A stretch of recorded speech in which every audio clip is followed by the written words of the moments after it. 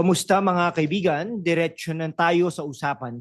Wala nang pasakalye, binasura na ng Supreme Court ang impeachment case laban kay Vice President Sara Duterte. At parang may nag-iiyakan na sa Kamara.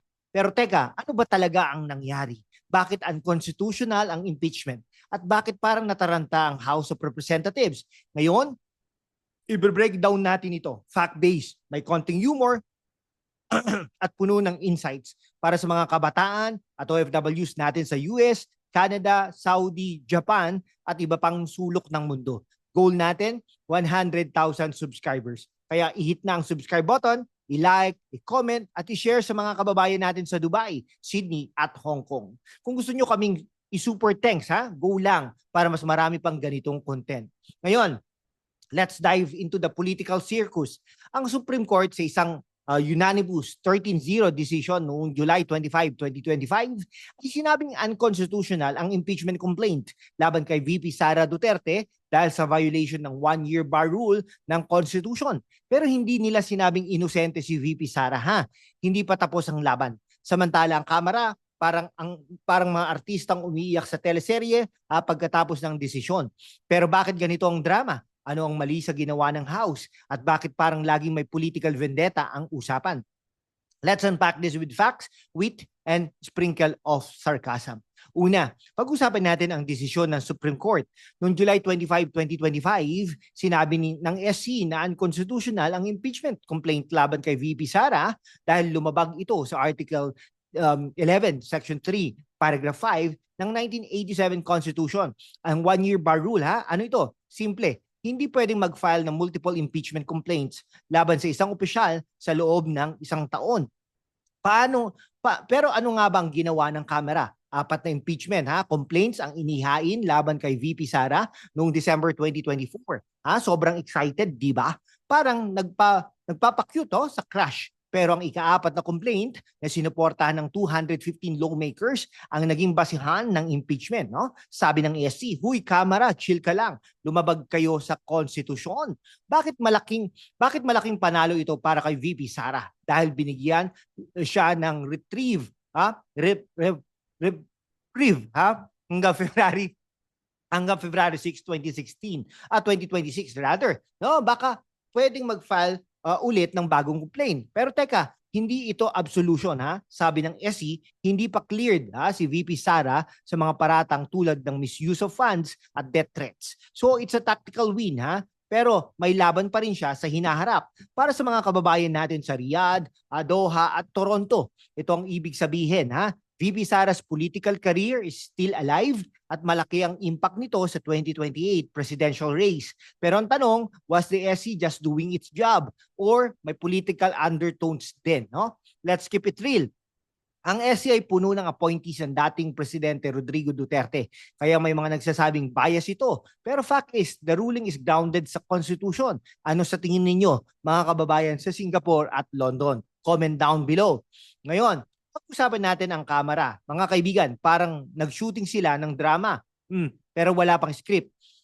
Noong February 5, 2025, 215 lawmakers, karamihan allies ni President Marcos, nagmadali na i-impeach si Vice President Sara. Ang mga paratang misuse of 612.5 million pesos, confidential funds, unexplained wealth, at yung controversial na death threat laban kay Marcos. Asawa nito at House Speaker Martin Romualdez. Pero teka, bakit parang nagmamadali Sabi ni VP Sara's brother, Representative Paulo Duterte, political persecution daw ito at mukhang may punto siya.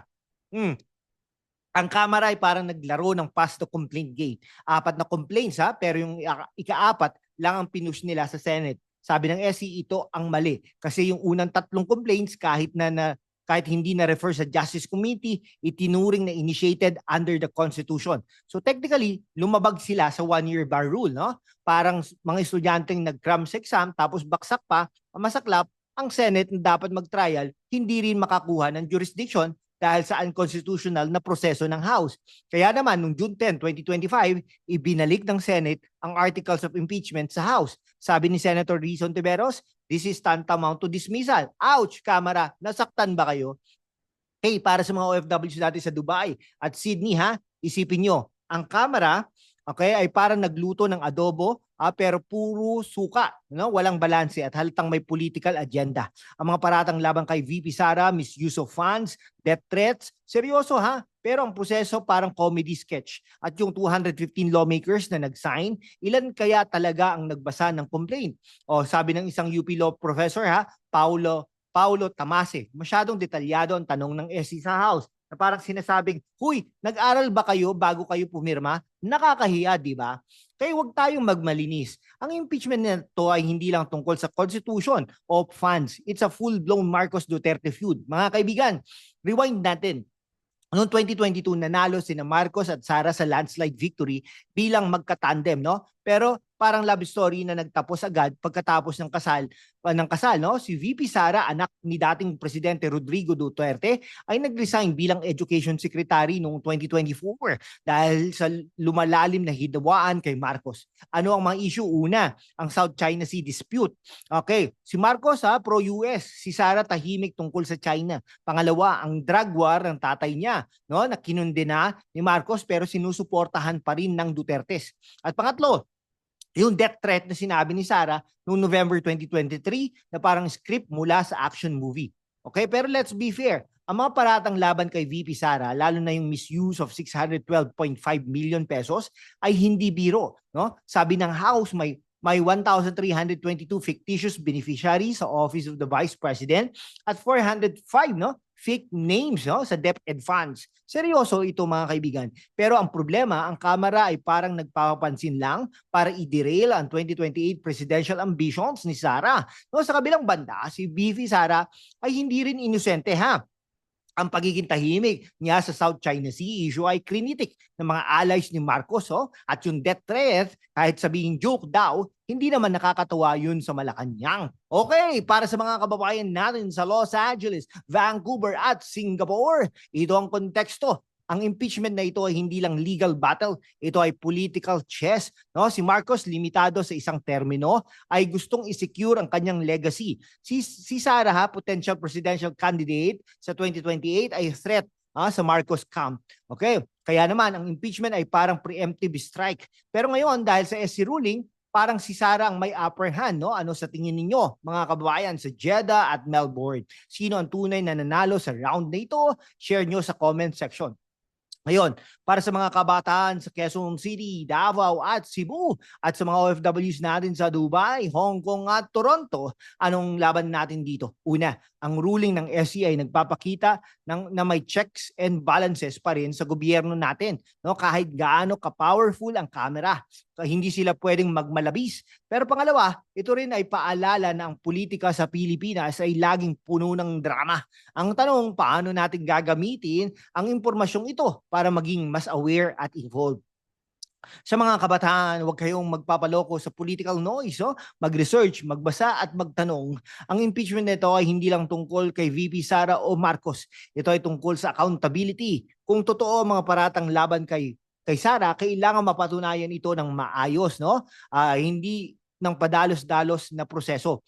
Okay, at sa mga OFWs alam ko napapagod na kayo sa balita ng away ng mga politiko. Pero ito ang mahalaga. Ang mga ganitong issue ay may impact sa ekonomiya, sa foreign policy at sa ating kinabukasan. Kaya naman, subscribe na ang channel natin, i-share sa mga kaibigan nyo sa Sydney, Doha at London at mag-super thanks na rin please para mas marami pang content na ganito.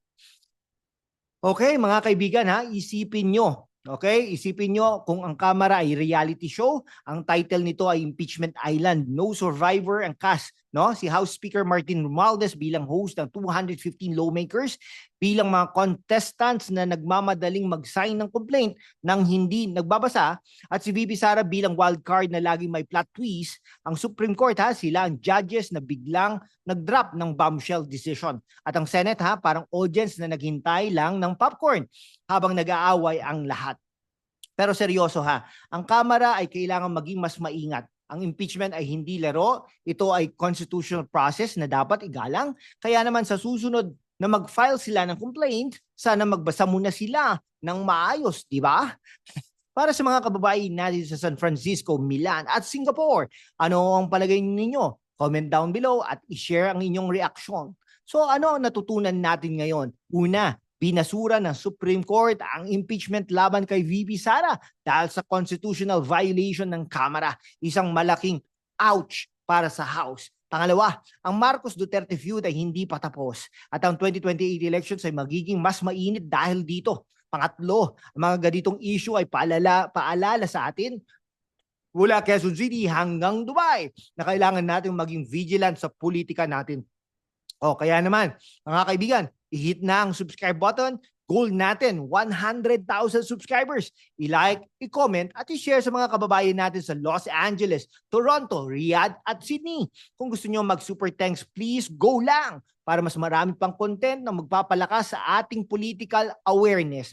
Anong susunod na issue na gusto nyong talakayin natin? Impeachment ba ulit o yung South China Sea dispute? Comment down below ha at magkita-kita ulit tayo sa susunod na video. Salamat at ingat kayo mga kababayan at lagi po natin sinasabi, mabuhay ang Pilipinas!